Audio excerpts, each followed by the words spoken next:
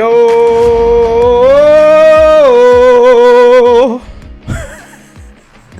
What's up, BroMob? This is your host, Chad. That's your host, Brian. He's struggling with a mic over there. Hopefully it's working. No idea. No, it's doing its thing. Okay. I mean, just making sure. I feel good. I feel smooth. I feel feels. Feels. I feel lots of feels. So interesting. I'm ready, man. I'm ready. We got this is gonna be. I think this would be a really great show. You think so? Yeah. just super optimistic. I feel great about it. I'm ready for it. Like, at least physically. Yeah, at least you don't feel like it's gonna be a bad show, right? Like, you're not coming into this and going, sorry, BroMob. This is a bad one coming up right now. Well, I do feel sometimes I come into these shows and I'm like, today's not gonna be fun. Like, it's just BroMob's not getting a good treat today because Chad's, he's still here. But interesting. Today I feel like today's gonna be a good one, dude. Like, yeah, I'm ready. I can see that you figured out the background thing for Skype. And the funny thing is, you disappear from time to time, so it's like you're a ghost, and then you become your background. So that's always interesting. Keep going. I almost had it right there. Yep, fall backwards. So, yep. I was hoping you keep on going just to go right back into the ground. Almost did. This chair is not the most secure of chairs. It's not the best. It does its job, but that's about all it will do. Very cool. What also is very cool, BroMob, is today's show. We've got fun old-fashioned mock draft coming your way. Brian and I going mano-a-mano against each other. But I think the best part about the show, and I said against, like Chris Jericho just then. Not even trying to. I don't know if you noticed that, Brian. It was unintentional. Does he say against or is it again? I would hope that he puts an ST at the end of that for the word against. He says against. I believe it's ever again. Yeah, he does do that. He does do that. There may be a ST in there. Who knows? But no, man, I'm pumped. I can't wait. BroMob, you're in for a treat today. We've got a great show ahead. So I'm pumped. Chad, I'm ready, dude. Let's just basically, I want to get through this first part because one, I'm excited to talk about these guys. We got some treats here, but two, I just want to get to the mock draft. Oh yeah. Drafts are just awesome right now in general because we're in Scott Fishbowl satellite right now. We're both drafting in different divisions. I just saw Emmanuel Sanders come off the board, so I'm pretty pissed off about that. I was really hoping he would come around. I think 10 minutes ago I was just saying, ooh, Manny Sandy is sitting there staring at me, waiting for him to come around. So missed out on that. Not happy, but is what it is. We're in round 12. Nope, 14, even further right now. So yeah. Yeah, I think I'm in round. I want to say I'm in round 10, Chad, or going into 11, and I'm gonna be honest with you, man. I'm feeling really good about my team. Yeah, I'm feeling really good about it. Especially the decision, and you and I talked about it. The decision I went from the 9th round to the 10th round, and going Michael Gallup in the 9th, and then saying, man, it'd be a really great treat if Brandon Cooks is there in the 10th, and he was. And so thank you. I did not think it would happen.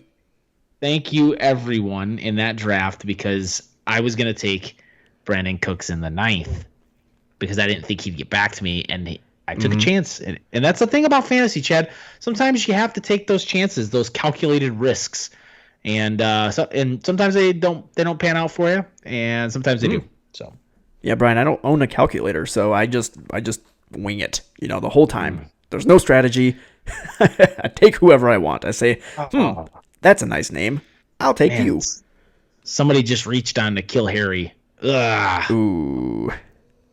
I wanted him. Oh, well. Someone reached on him, but I was going to do the same. No. Like, I was going to try to get him at the 12th, but this is the 10th. So it's a little too early. Shame on you, guy.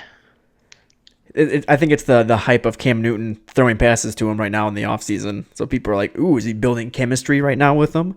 Well, clearly that's what he's doing. So, Exactly. I mean, it's not, I don't know that that's really a question. It's more of a statement. He is I don't know. I'm sure building there's people chemistry. asking it. They're not I just just did. having.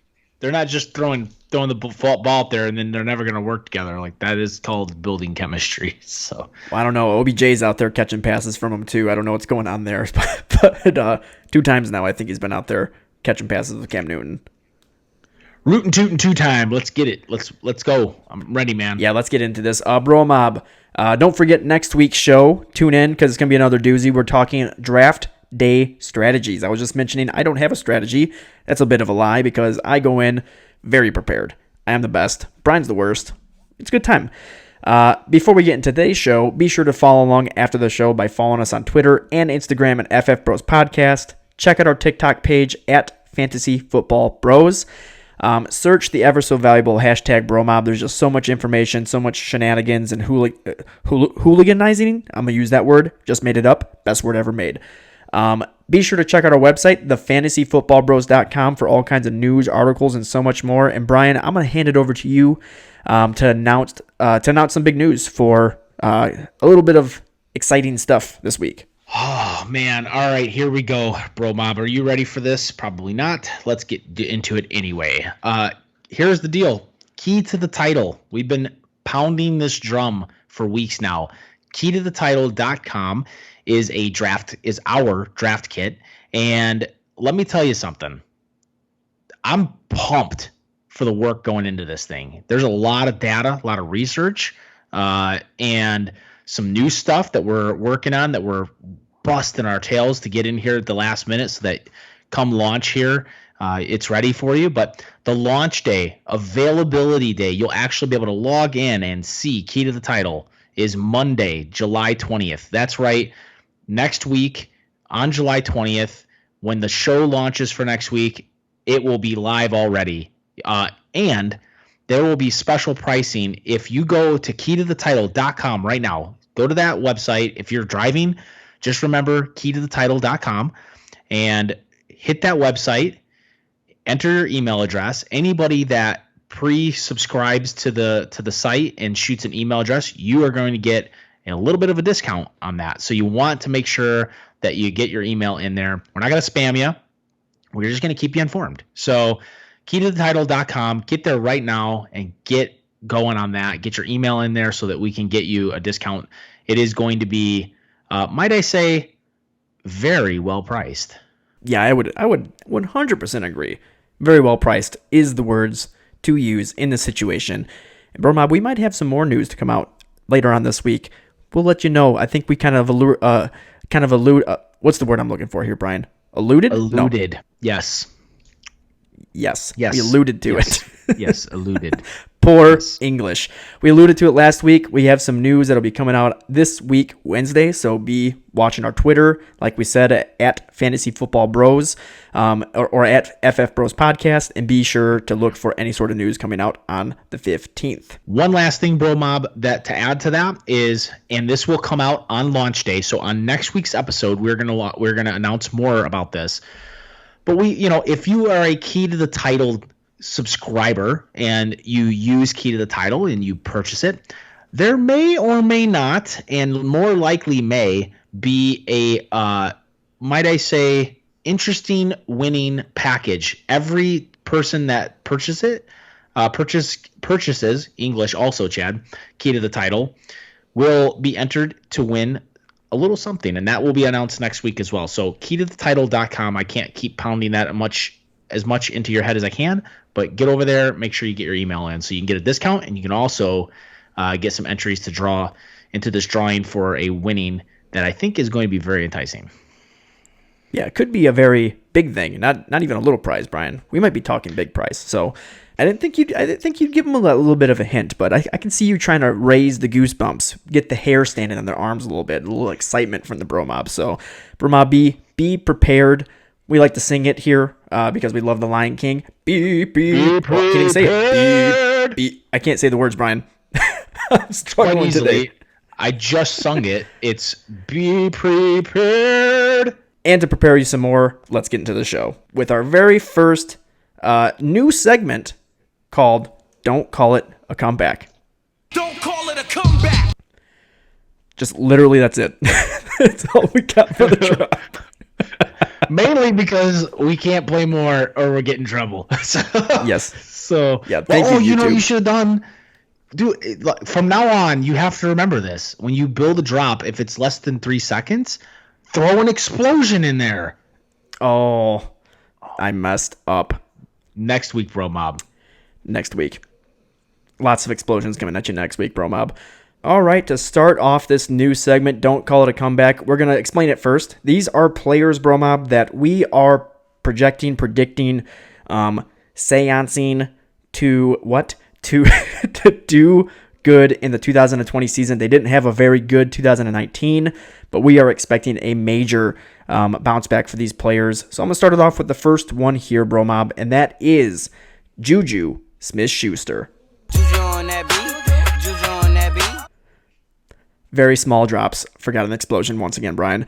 JuJu Smith-Schuster, the wide receiver of the Pittsburgh Steelers. Look, he had 90.2 fantasy points in half PPR last season. He only had 42 catches, 552 yards, and 3 touchdowns. A stinker of a season, especially for a guy who was going as the third wide receiver in some drafts. He was a top 5 wide receiver, usually consensus ADP, but in some drafts I saw him going as high as number 3, if not number 2. What really hampered him was the injury of Big Ben, Brian. And let me start it off here by saying those first 2 games that Big Ben was playing in the season, he was averaging 102 passer rating when he passed it to JuJu. And if you looked at his fantasy production points, I mean, he was putting up teens right there. He was putting up the JuJu stats. But again, it's just 2 games. It wasn't enough for you to really even benefit off of it, BroMob. In came Mason Rudolph to ruin your dreams, followed by Devlin Hodges just to make it even more of a nightmare in a couple weeks. The problem was they were just awful. JuJu had a 72% catchable pass rate, which was good for 84th in the league. That's terrible. If you grade that out, so what's a really helpful tool out there is the Player Profiler by RotoWorld.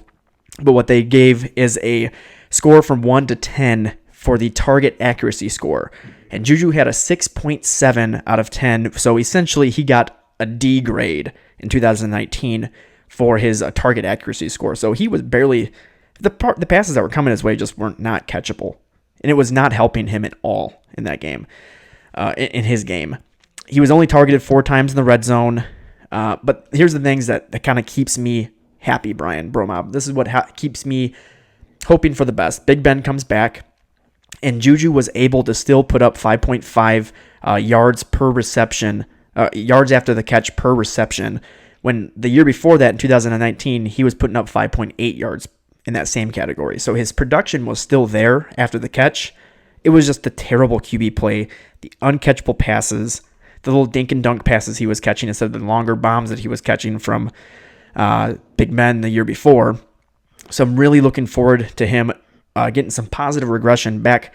He's not going to get the 166 targets that he saw in 2018. He's definitely not going to see the 70 targets he saw in 2019.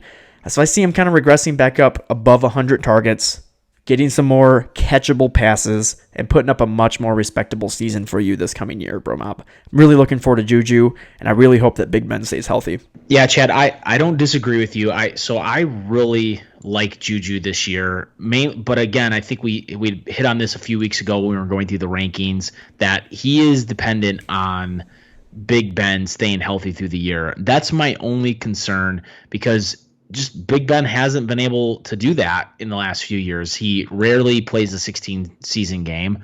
I don't think he will this year, and because just statistically the odds are against him. And so, JuJu is great. He's going to be that guy that can single-handedly win you games sometimes. And I think you'll definitely get more than the draft capital value that you draft him for. I think you'll get more return than what you have to pay for him.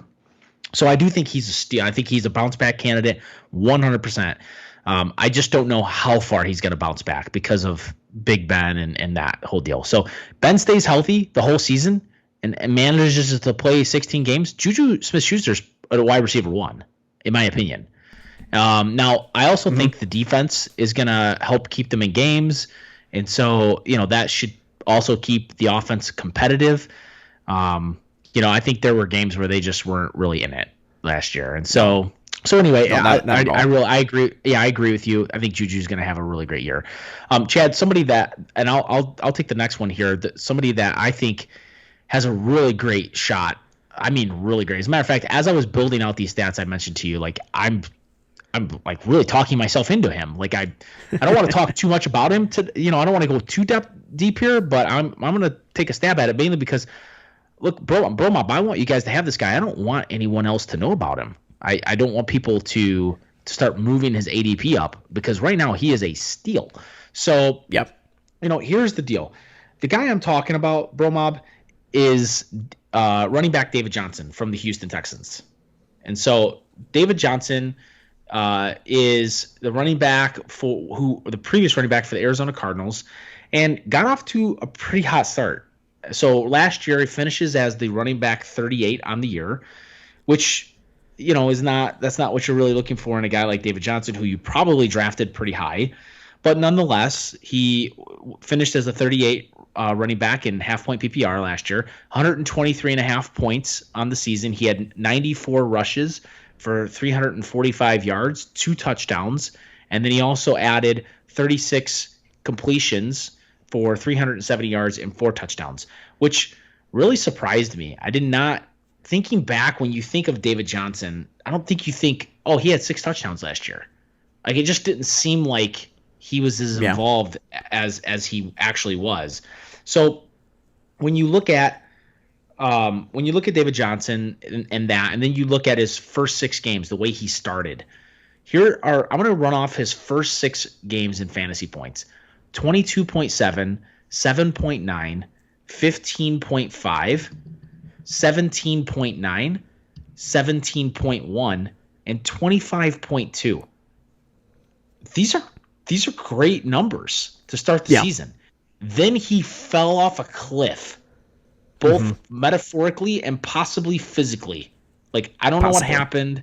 I don't know if he just all of a sudden he had this lingering injury or something, but he literally fell off a cliff, which is, if he continues if you prorate those numbers, Chad, forward, he's a RB1 easy.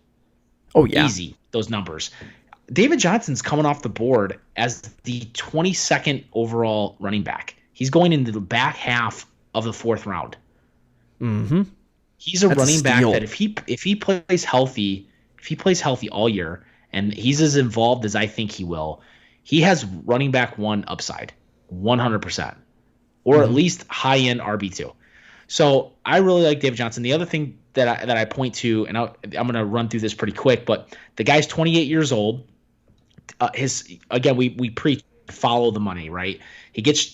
Not only do you have to follow the money, but let's look at what the team gave up for him.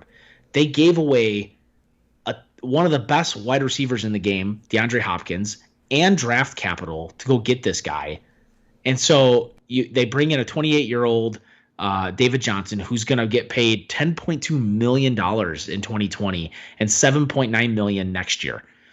Duke Johnson, who's the only other running back in town, really, is set to make $3.6 million this year. David Johnson's going to get the ball because they're paying him 3 times as much, and 2, they traded DeAndre Hopkins to get him. So clearly the team believes in him. I think he's going to be a bell cow. And I do think Duke Johnson will get worked in a little bit, but I don't think it's going to be as much as people think. You look at the Houston rushing game last year, Carlos Hyde, that's right, Carlos freaking Hyde, who is nowhere near the talent that David Johnson is, by the way, had 245 carries, 1,070 yards, and 6 touchdowns on the ground in the entire season last year. Duke Johnson added 83 carries and 400 yards and 2 touchdowns. Even if David Johnson carries the ball, let's just say he carries it 280 times, and Duke Johnson carries it 30 times less for about 50 carries, I'm good with almost 300 rushing attempts from David Johnson, and then you add his rushing prowess in there, or his receiving prowess, and you've got the recipe for greatness, I think, for him. Again, or the other part too is you look at DeAndre Hopkins and what he vacated, Chad, in targets. DeAndre Hopkins had 150 targets last year, 104 receptions, 1,165 yards, and 7 touchdowns. Now, Brandon Cooks, who they just traded for, everybody's trying to say, oh, Brandon Cooks is in line. It's not going to be 150 targets to Brandon Cooks, guys. The most in Brandon Cooks' entire career, and this is when he was with Tom Brady, in Brandon Cooks' entire career, the most he's ever had in targets is 129 targets and 84 receptions. That's the most. He's just not going to, his frame's not built for it. And his injury history is shaky. I think some of those targets roll off to David Johnson. I just don't think the team's going to do the passing that they've done in the past. I think they're going to run the ball. I think they're going to get David Johnson involved. I wouldn't be surprised to see Duke Johnson in the slot. Houston was the 12th ranked team in rushing attempts last year. They were 7th in 2018. I think that they're trying to get back to 2018 numbers. Yeah, I could see Watson being a little bit more spread the wealth than what he was with Hopkins on the team. And who better to do that with than David Johnson, who is an absolute... I mean, he's a great receiving back. He's one of the best in the league. We just got to make sure that his whatever injury he sustained last season that really slowed him down, that's truly gone. Yeah, absolutely. And I think it is. I think he's had a season to get healthy, and the team would not have done what they did if they didn't think he was worth it, right? You don't give up what you gave up and pay this guy what he's getting paid if you don't think he's worth it, because they did not have to do that. I mean, they were a playoff team. No. So they did not need to do that. Clearly, they see a different style coming ahead. 10-6 and barely making the playoffs was not what they were looking for, and I think they're gonna try to go more with a rushing game, play action, hit these speedy receivers. Brandon Cooks is fast. Will Fuller is fast. I think they're going to try to fast. I think they're going to try to set up play action screens, play action deep balls. I think they're going to try to find a way to keep Watson from being on the ground 4, 5, 6 times a game. Yeah, I could see that. I really like David Johnson too, Brian. I think about 2 weeks ago or maybe a week ago, I came to the realization that I really like David Johnson this year too. So I'm with you. I like him. All right, BroMob, I'm going to end it here with our third don't call it a comeback candidate, and that is Baker Mayfield. Brian hated this one, and even as I was going through the stats, I go, oh Baker, because he had himself one terrible of a season. I mean, so it was bad. It wasn't awful, right, for fantasy purposes. So he had 229.18 points, which was good for the 20th quarterback on the season. So he was an end of the line QB2 for fantasy purposes. 3,827 yards, 22 touchdowns, which is pretty good numbers. That's basically Kyler Murray numbers right there. But he had 21 interceptions. So that's where my size come in. He was so poor at making decisions with the ball. And I think a big part of that was 2 things. One, playmaking was terrible, or the play choice and the scheming was terrible for this team. And then 2, the offensive line was horrible. So that offensive line allowed a 77.6% pressure rating last season, which was the 30th ranked offensive line in the league. Those two, the left tackle and the right tackle on that team, were some of the worst. They had some of the worst play in the entire league. Not just pressure rating, just allowing anything to happen. The team instantly upgrades with Jack Conklin coming to town, and then they also drafted Jedrick Wills for the play left tackle, another just big dude that should be able to keep Baker from having to run for his life every play. So that alone, just adding 2 tackles that are competent to protect Baker Mayfield in the passing game, that alone will improve that for him. And then also bring in Kevin Stefanski in, who has kind of like the... I forgot his name over there in Minnesota. Gary Kubiak. He has the Gary Kubiak lineage in him, where he's a very zone run scheme heavy, play action, get the ball out of your hands quick type of guy. So that alone, like to get the ball out of your quick, that's going to help Baker. He's not going to get sacked as much. He's not going to run for his life all the time. So let me go through some statistics, even with Baker running for his life. At a 77.6% pressure rating, Baker was still, had a 40.8% completion percentage while being pressured. That was good for number 7 in the league. Now let me go through the rest of his stats. He had 534 attempts last season, good for 10th. I think it kind of sticks around the same. Kirk Cousins had around the same amount of pass attempts last season as well.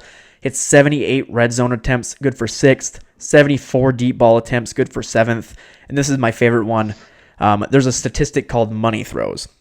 And that essentially means that the throw that was made required significant or tremendous skill or accuracy to complete. He completed 25 of those last season, which was good, was the number 4 in the league. So Baker has the skill set to be a top-end quarterback. And we knew that going into last season. We just didn't know the terrible coaching and the terrible offensive line, how much that would affect him. I think with those things upgraded, Baker himself is going to be upgraded. And he's going as a steal right now. I mean, he's getting drafted back by Daniel Jones. He's getting drafted back. He's like the 12th or 13th quarterback getting taken off the board. And it's really, really deep. So I like what I'm seeing with Baker. I think there's a lot of upside there. Yeah, Chad, I did cringe when I saw you put his name on our notes, and I get it. He had a rough year. He did. That's an understatement. This is a guy that was being drafted as one of the top 5 or 6, 7 quarterbacks in the league. This year, he's coming off the board as the 12th quarterback, and is going almost in the 10th round. So, you are getting, I think the pendulum swung a little far, and I think you're going to obviously have the people that drafted him high thinking, oh my God, I have the next, Carson Wentz or Aaron Rodgers here in my hand, and he burned them. So don't be surprised, and I would say don't be afraid to take him as a late quarterback. He's an excellent choice. He's got a lot of weapons to get the ball out to. Oh, so many. He's got a wonderful defense. And so the defense can keep the game close, and that can keep Baker very involved. And so, I like Baker Mayfield a lot. I just want to cap the expectations. You're not getting a top 5 quarterback here. Not in my eyes. No, but I definitely think he has the potential to be top 10, right? I mean, he could be top 10, and you're drafting him as the 12th quarterback. And I'm sure there's some leagues where he drops even further because he burned people, and people will look, he threw 21 interceptions last season. Are you kidding me? Like, nobody wants that. Yeah, and I think he will be more efficient this year. And I think part of it too is the whole Browns team got caught up in their own hype. They were picked as a Super Bowl favorite. They came in super hot. They had the HBO show Hard Knocks. Why do I want to say Ballers? Hard Knocks, thank you. I want to say Ballers with Dwayne Johnson in it for some reason. But Hard Knocks, and so I think Baker, better days ahead for him for sure, I think. Yep. All right, BroMob, that is going to do it for Don't Call It a Comeback. Let's get into this juicy mock draft. Mock, yeah, yeah. One of my favorite drops. All right. BroMob, we are going to be doing a half point per reception mock draft. 8 players. Brian and I are just going to be filling up a starting roster. So, Brian, 1 QB, 2 running backs, 2 wide receivers, a tight end, and 2 flex spots. No bench. It's all starters. So, 8 rounds total. And you and I are just going to be randomizing our picks with our favorite computer system in the world, the BroMob's computer.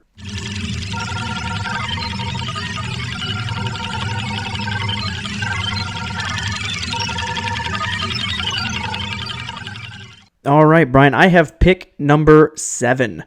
So I'll go ahead and claim that spot right now, and you are coming up right now.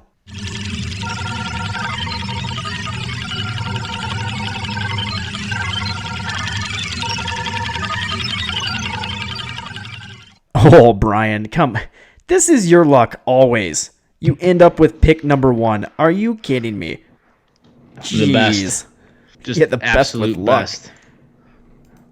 I mean, I don't know what to tell you, man. I tell you, I'm the best. You don't listen. These are the things that you should do. You should just realize. Apparently.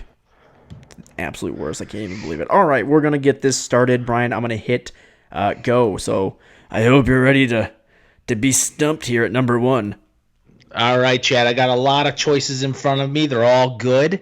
You know, we got some great choices here. This is a really tough decision. I'm going to go Christian McCaffrey really fast. Yeah, the hardest, the fastest pick ever. At the 2 spot, we see Dalvin Cook go. So somebody clearly hoping for Dalvin Cook to sign a contract there. Derrick Henry right after that, followed by Zeke, Saquon, Kamara, and now I am on the clock. And you know what? I'm looking at Michael Thomas, but I really I want a running back really badly. So I'm gonna go. I'm looking at Josh Jacobs, Nick Chubb, and Joe Mixon. I think out of those guys, oh man, I really love Josh Jacobs. I love what I'm seeing there. Nick Chubb, I have a bit of meh. I think the yardage is gonna come, but he's not gonna get used in the passing game as much. I don't know. Now I'm talking myself into Nick Chubb just thinking about him, and I'm gonna go Joe Mixon.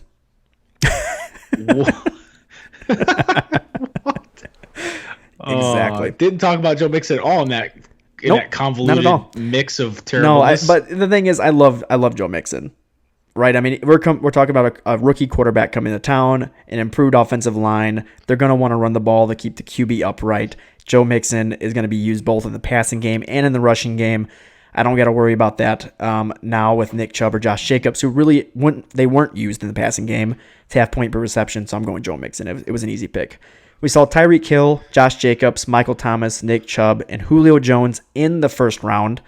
Going into the second round, we saw Devontae Adams, DeAndre Hopkins, and then Miles Sanders, who I was really hoping would come back around, went Aaron Jones, Austin Eckler, and now I am back on the clock. And I'm not going to entertain quarterback here. So there's right now Patrick Mahomes and Lamar Jackson are the 17th and 18th ranked pick for the spot. I just don't believe in taking quarterback this early. There's really no need for it in my eyes. So I'm going to go ahead and move on to another position.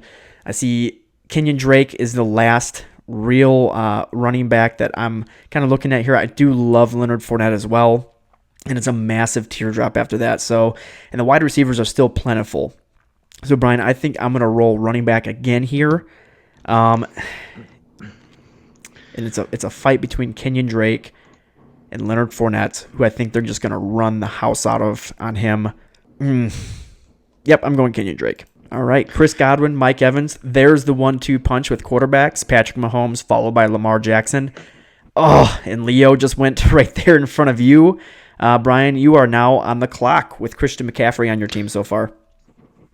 I love it. And so, you know, I'm kind of, and Chad, just to go back to your comment from before about trying to figure out, you know, do you go Drake here? Do you go wide receiver? There's wide receivers are still plentiful. This is why you want to have tiered rankings. And in Key to the Title, we tier out our rankings for you so you can kind of see the different tiers and levels of players. And, you know, if it's your pick, you're on the board, you know, you're looking at either a wide receiver or a running back, and you see that, oh man, this is the last running back in this high tier, but I've got tons of wide receivers in this in the next tier available, or the current tier available. It makes sense to try to get the running back if you can, and it also makes sense to look at your team's build out. So here I am, I'm on the board. I took Christian McCaffrey in my first pick. I'm going to go through some of the players available right now. So I got James Conner, Melvin Gordon, Chris Carson, Lev Bell. At the running back spot, just to name a couple. At the wide receiver spot, you've got Kenny Golladay, Adam Thielen, Amari Cooper, Cooper Kupp. Quite a bit of a haul there. We'll even look at tight ends real quick. I could go Kelsey, Kittle, Mark Andrews. So all the big name tight ends are still there. Tier 1, Tier 2 tight ends are there. And at quarterback, Kyler Murray, Russell Wilson, Dak Prescott. So, Chad, you know me. I'm not a big fan of taking quarterbacks early, just as you're not, maybe even more so. And so definitely not going to look at quarterbacks. I'm even going to sniff at them right now. I am a fan of trying to load up on as many running backs and wide receivers as I can. I'm also not a huge fan of taking tight ends early, though. Yeah, I would say that these three tight ends at this point are enticing, because I could take one here and grab a wide receiver as well. And that might be what I do. As I look at Key to the Title and some of my rankings and how we have things laid out, one thing that I would say here, Chad, that's enticing is, some of these guys came all off our board, and there's really not a lot of running back availability in the tiers right now. However, at the running back position, there certainly is. There's a lot of availability here with, and I'm specifically looking at Kenny Golladay right now. Like, that is an enticing pick. I'm getting a guy that I believe is a top 10 wide receiver. He is what I would consider to be a tier 3 wide receiver. And so I'm going to take Golladay for sure. I'm going to get that, lock it in. I've got a bona fide wide receiver 1 and a bona fide running back 1. I feel really good about that. And then when I look at these tight ends, Chad, what did we say a while back about tight ends? Is that, when you have one of these top guys, it just, you have an advantage against your opponent right off the bat each week, right? Yeah, so I wrote an article last week on it, last year on the tight end position, and I don't want to say it guarantees you a playoff spot, but the players or the fantasy managers that have a Kelsey or a Kittle on their team the last 5 years, somebody of like that top rank, even Gronk back when he was there, those teams tend to make the playoffs more than other teams. And it's just because you're scoring on an average so much more than your opponent's tight end position, and it's so hard to make up those points.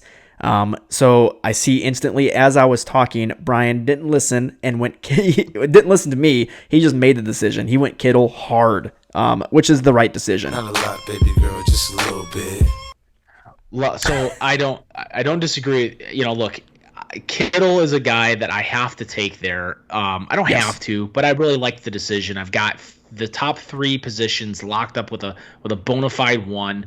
I feel comfortable that on the swing in the 4 and the 5, I'm going to be able to grab some guys that I like that are some of the topics we just talked about, these breakout guys that might swing back around to you. There's a number of them. We just went through 3 of them just as an example, but the key to the title is going to have a slew of examples like that.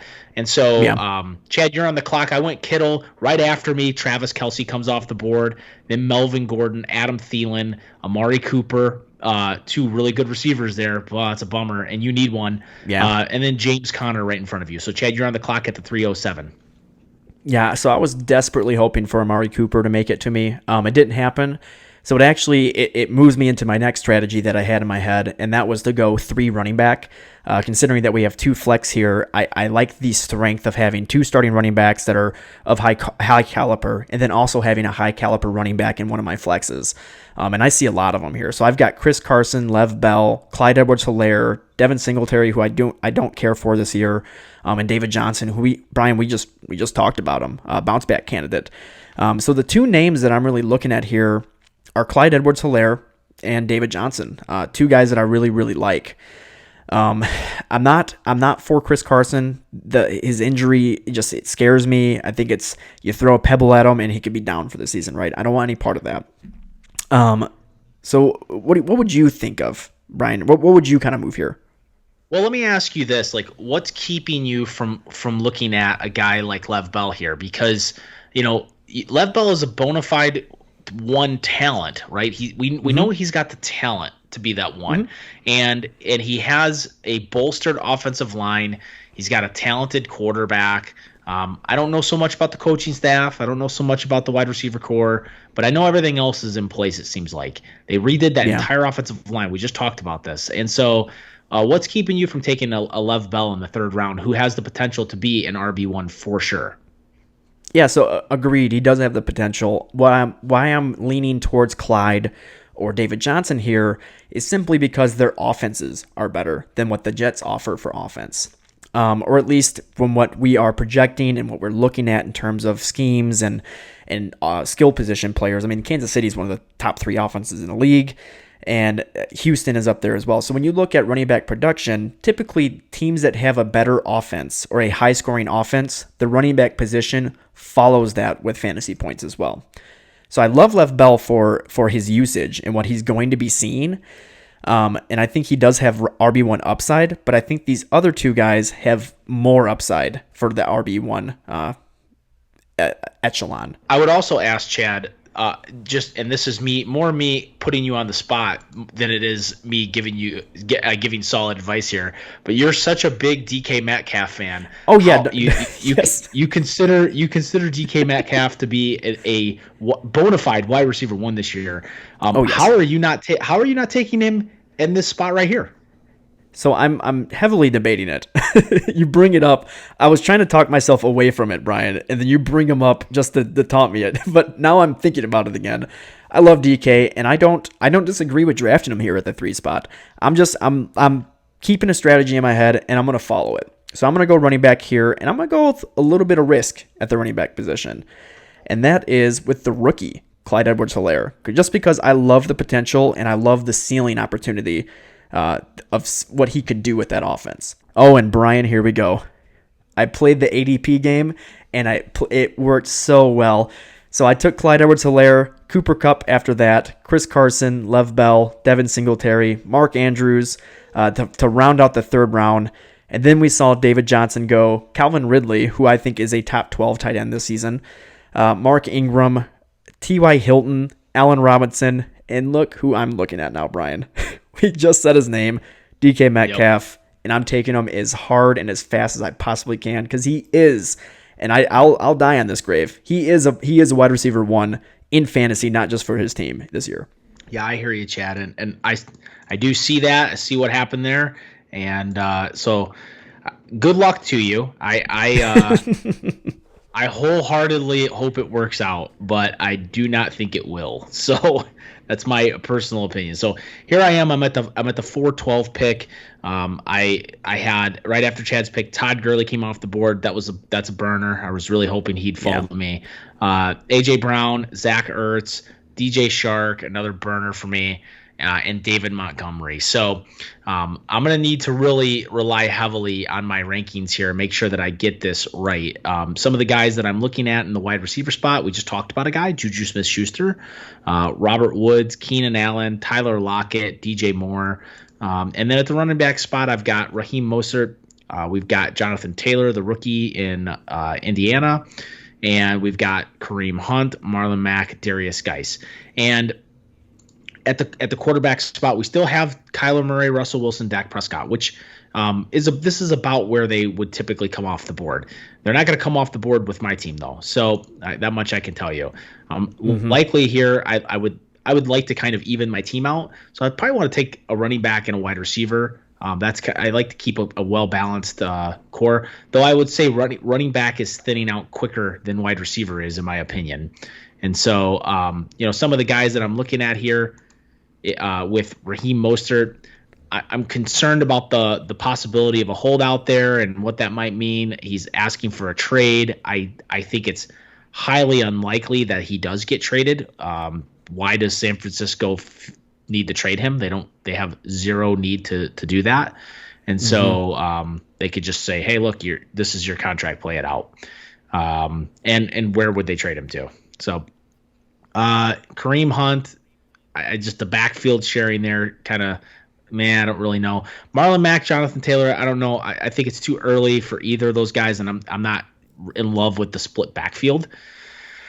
So as I go through that, I think for now, the guy that I definitely want to add to my team, mainly to pair with Kenny Golladay, because I think it's a dynamic duo, is JuJu Smith-Schuster. So I'm going to take him. Yeah, I think that was a great pick. I'm on the clock again. I'm looking at these running backs. I got to be honest with you, man. I'm not in love with anybody here at this spot. I feel like everybody's got baggage. If Raheem Mostert hadn't said anything and asked for a trade, I'd probably be taking him right now. But if I'm drafting a team right now, I'm a little concerned about that, especially this early in the game. I don't like to take a lot of risk unless I have good depth to back it up at this point. And so I'd be honest with you, I might take another wide receiver here. Okay. I really like Robert Woods at this price. I don't think you're overpaying really at this price. And I think you're getting, quite honestly, I think you're getting a bona fide wide receiver 1 who has upside to maybe even push top 5 if that team can get their stuff together. So I'm going to take Robert Woods here too to and just go 3 wide right off the bat. And I feel pretty good about George Kittle that being there. I've got some upside there. So building some depth with that wide receiver core already, I feel really good about. Yeah, I really like that wide receiver core, Brian. It's a lot of receptions, a lot of targets. And if Ben Roethlisberger's there, like we're hoping, it's quality targets, right? I mean, we're getting Kenny Galladay, JuJu Smith-Schuster, and Robert Woods. All guys have great hands, so it's very big upside for them. So I like your team right now. You got a nice little build out. I'm interested to see what you do with running back here coming up, but yeah, it'll be interesting. After you went Kyler Murray, Keenan Allen, Odell Beckham Jr., Raheem Mostert right there. You were kind of talking about him. Team took a big chance on him. They already had Saquon on their team, so they had. I guess they were okay with the risk. Dak Prescott went after that, and now I'm on the clock, and I'm looking at again wide receiver because I'm feeling comfortable with running backs, with Joe Mixon, Kenyon Drake, and Clyde Edwards-Helaire. I got DK Metcalf as my wide receiver 1, and I'm looking at another wide receiver here, Brian, that I'm really in love with this year. I think he's a top 12 guy. DJ Moore from Carolina, just with Teddy Bridgewater there. Again, a guy with reliable hands. He's a yard after the catch monster, and he's going to get quality passes his way with Teddy Bridgewater on the team. So I'm going DJ Moore all day, and I am loving the makeup of my team. Yeah, DJ Moore is a great pick. You know, I would say he's somebody that definitely has the potential to be. I see him as a wide receiver 1, borderline wide receiver 1 as well. And I think he's right there with like the Robert Woods, JuJu Smith-Schuster type deal. I think you're kind of all those guys are sort of in the same class. And so I would tier them out roughly about the same. So I like that pick, Chad. It's a really good pick. Yep. After I took him, we saw Tyler Lockett, the other Seattle Seahawk, go off the board. Darren Waller at tight end, Kareem Hunt, Jonathan Taylor, Damian Williams, Stephon Diggs, Marquise Brown in round 6 here, Cortland Sutton, which I think in the 6th round is an absolute steal. Just because Jerry Jeudy's in town and KJ Hamler's there, doesn't mean that Cortland's not going to continue to be the wide receiver 1 in 2020. He's too good. I mean, we're talking about a Pro Bowler from last season, somebody who was an absolute monster and defenders had troubles with. So in the 6th round for Cortland Sutton, I think that's an absolute steal. We saw Russell Wilson go, Deshaun Watson. Now I'm back on the clock. We have 8 rounds here. We're filling out a starting roster. I was going to wait until the very end to get a QB. And you know what? I think I'm going to continue to do that because I'm looking at Aaron Rodgers, Drew Brees, Matt Ryan, and I just don't feel like the tiers or the quality of QB play is that big of a drop-off from tier to tier from here on out. I think you can get quarterbacks and drop players and pick them up off the waivers throughout the season. This league we're playing in right here, Brian, there's no bench, so whoever we drop, we have to pick up somebody. I'm not really concerned about dropping any of these guys. So I'm going to continue to build out my roster. Got 2 wide receivers, 3 running backs, and I see a lot of running back depth, not a running back, wide receiver depth. And then some running backs who are either in committees or have some question marks to them, like Darius Geis, Marlon Mack, DeAndre Swift, Cam Akers, Ronald Jones. So that's kind of who's there for running back. Yeah, I'm gonna go ahead and go wide receiver here. So and it's a guy that I really like. Brian, I traded him to you in Dynasty. One of the best route runners in the league. I think he's just an absolute monster. He's very underrated, not talked about enough in this league, and that is Nightmare Terror himself, Terry McLaurin of the Washington Redskins, soon to be a different team name. Excited about that. It's gonna be kind of cool. But yeah, Terry McLaurin in the 6th round, I think, is also a steal along with Cortland Sutton. Yeah, awesome pick, Chad. I was hoping that was the route you were not going to go because I was hoping maybe he would slide to me. And so right after you picked Scare Terror himself, Deebo Samuel, wide receiver for the 49ers, comes off the board. Marlon Mack, Darius Geis, AJ Green at the 6'10", DeAndre Swift right in front of me at the 6'11". So now it's a 6'12". I'm on the board. And, just to kind of give you a status report, I'm sitting comfortably, I might add, with a team of Christian McCaffrey at the running back spot, at the wide receiver positions, Kenny Galladay, JuJu Smith-Schuster, and Robert Woods, and then George Kittle at the tight end position. So I am on the board, and just going to kind of go through again. I'd like to at least give the listeners a little bit of an idea of who we're staring at, what's available. So at the wide receiver spot, we have Jarvis Landry on the board, Brandon Cooks, Devontae Parker, Michael Gallup, Julian Edelman. So there's definitely some great upside type guys here in this 6th round area. In the running back position or running back area, we've got Cam Akers, rookie in the LA Rams, Ronald Jones, running back in Tampa Bay, who I'm very high on this year. Kerryon Johnson, Sony Michel, Tevin Coleman. So there's some options there as well. And at quarterback, Aaron Rodgers, Drew Brees, Matt Ryan.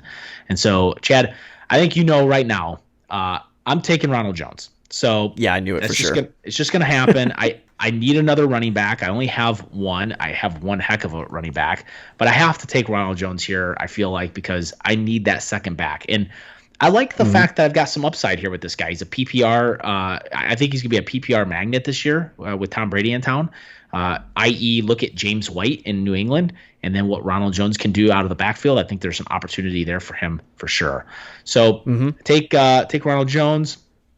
I really actually, to be honest with you, as I was looking at what was on the board before you took your pick, if you were going to go scare tear, I was hoping D Swift would fall to me here too. So I was going to go Rojo Swift just to build some running back depth back to back. But because that didn't happen, I really wanted to make sure I got Rojo at least. So now I'm looking at what's available. And again, like you said, guys that either with baggage or a lot of question marks. And I just don't know that there's anything there that really entices me. But when I look at wide receivers, there's some value here for sure. You've got Brandon Cooks, Devontae Parker, Michael Gallup, definitely some guys that I think can do some damage this year. So, Chad, I guess, but I think I already know who I'm going to take. But at this spot, what would you do? If I were you, I'm very comfortable with wide receiver on your team. I would probably take a chance on one of these running backs like Cam Akers or Kerryon Johnson. Maybe not Kerryon. I'd probably go Sony over Kerryon. Just because Sony, he's going to get over 200 carries like he always does, and Cam Newton being there kind of helps with the rushing attack some, in my eyes. I think Cam Akers has the biggest upside of all three of those names, but I would probably go running back just to kind of fill out your running back depth. But I know you love a certain name that's sitting here, so I'll see if you can, if that's who you're going to take.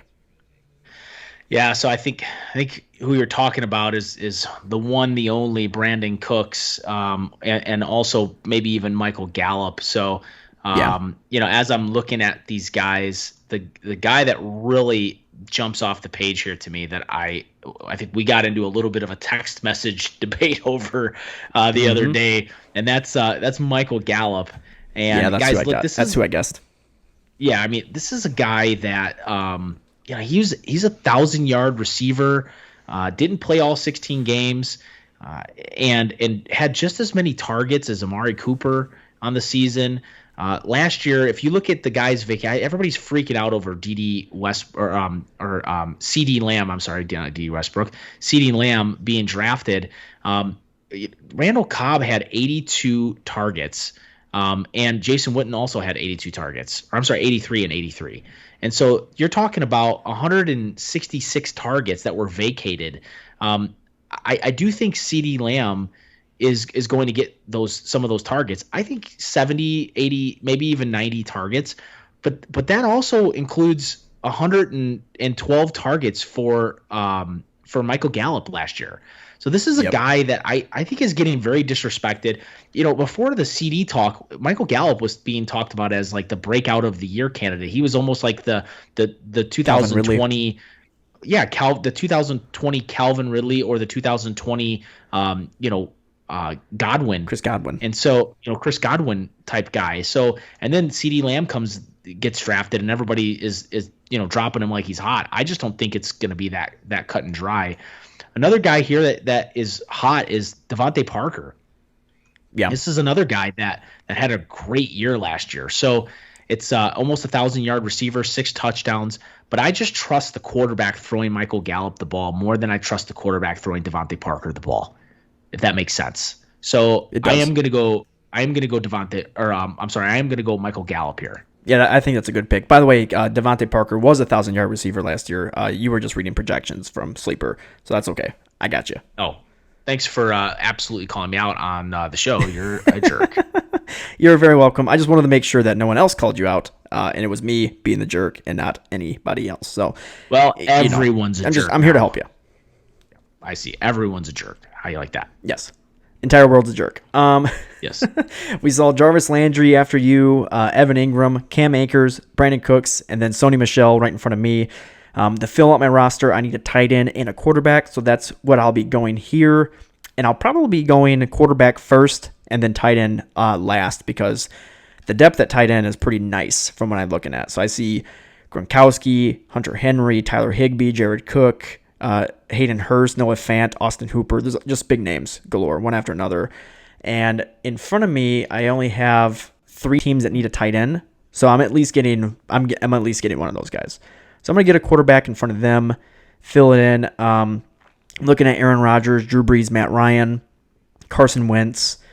And if I'm gonna go off of my rankings, I love Matt Ryan this season, and I'm gonna go with that because this is the second year breakout that he always does. Every other year breakout, and this is that every other year. So Matt Ryan, I absolutely believe in. He's got Calvin Ridley, Julio Jones, now Todd Gurley on the team, Hayden Hurst on that offense as well. It's going to be nasty. So I love Matt Ryan. After me went Devontae Parker, Kerryon Johnson, Aaron Jones, Gronk, Josh Allen to finish the 7th round.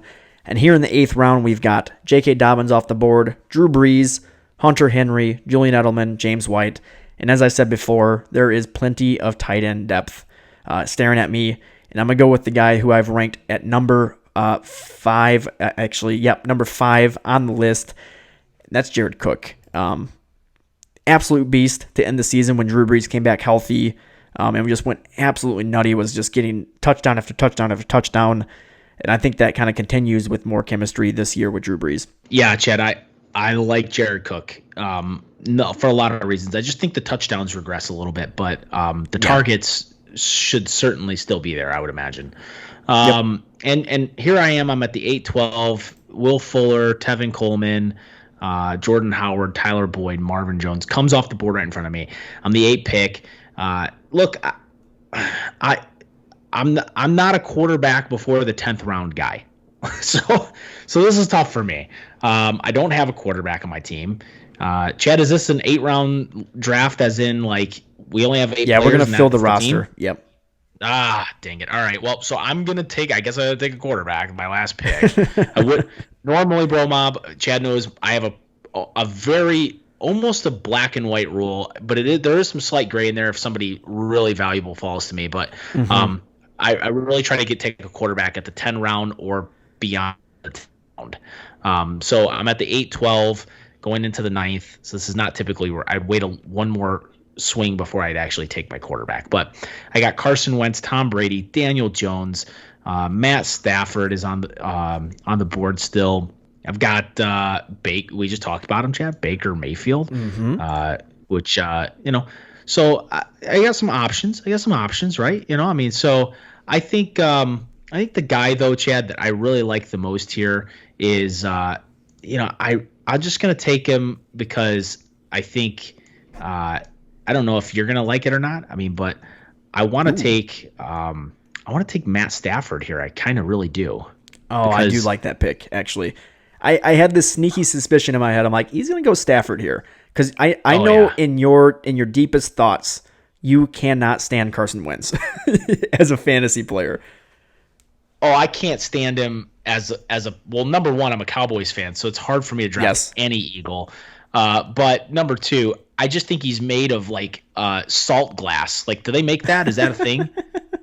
It is now salt glass. Salt glass.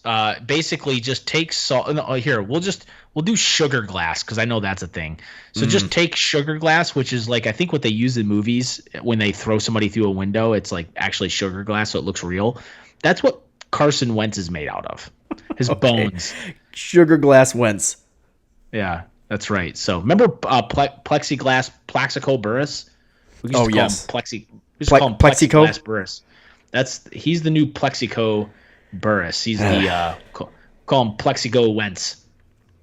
Plexico Wentz for the win. All right, BroMob. We are looking at our teams right now. And, man, I love mine. So I got Joe Mixon, Kenya Drake, Clyde Edwards-Helaire for my running back core. And then follow that up with DK Metcalf, DJ Moore, Terry McLaurin. And then my QB is Matt Ryan with Jared Cook at tight end. I'm really happy with that roster. Brian, who do you got going on over there? Not a bad roster, Chad. I do like it. I like mine as well. Matty Staff at the quarterback position. I like that pick a lot. Christian McCaffrey, that should just stop right there. Ronald Jones, Kenny Golladay, JuJu Smith-Schuster, George Kittle at the tight end position, and then I'm rocking in the flex Robert Woods and Michael Gallup. That's solid. Yeah. The George Kittle's going to be hard. George Kittle and Christian McCaffrey, that 1-2 right there alone is going to be very difficult to beat for any owner. Yeah, I think so too. And then you add Kenny Golladay in it, and I think the 1-2-3 punch. And then if JuJu pans out the way we think he does, and then you add in a Michael Gallup, Robert Woods, Ronald Jones doesn't even really have to be elite. He just has to be complimentary. No. And if he turns out to be elite, then it's a slam dunk. Yeah, if Ronald Jones can put up a 7 or 8 point week on a consistent basis for you, that's all you need. Because that's what other owners' tight ends are going to do for them, right? So your Ronald Jones at your running back position is like other owners' tight ends, which is a good news because your George Kittle is going to be absolutely romping their tight ends. Yeah, absolutely. So you can see, BroMob, like having a tiered out ranking, having a guide to look at, better than a magazine. Don't be that guy. Don't be the guy that grabs the magazine at the gas station on your way to the draft, because I could tell you, odds are by the time you get that magazine was printed a week or two ago, and by the time you have it, it's out of date. Somebody's injured, somebody got beat out in the position, things have changed. Somebody else got injured on the team that affects the player that you're drafting. So a lot can change. Key to the Title is always being, we update it. We're going to update it daily. So it is being looked at and updated, and so that you have all the information that's up to date at all times. Yep. All right, BroMob. That's going to be it for this week's show. Be sure to tune in every Monday to stay up to date on the fantasy football world and to gather any insights on how to dominate your fantasy football leagues. Also, BroMob, make sure, again, get over to keytothetitle.com today. Get your email address in there so you can get the email this coming week with the discount code for Key to the Title. Keytothetitle.com.